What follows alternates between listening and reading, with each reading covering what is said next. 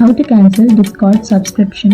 So for cancelling your subscription, all you have to do is open up your Discord by installing your Discord app, or you can simply go to your web browser and then search for discord.com, and then it will take you to your page, and you can just go and simply log in.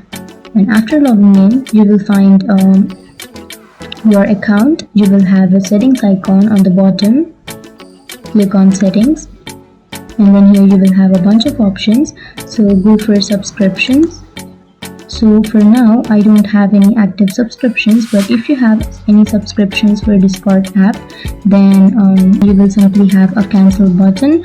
Then you can simply click on that and it will ask you to confirm, and then you can click on confirm, and then your Discord subscription will be cancelled.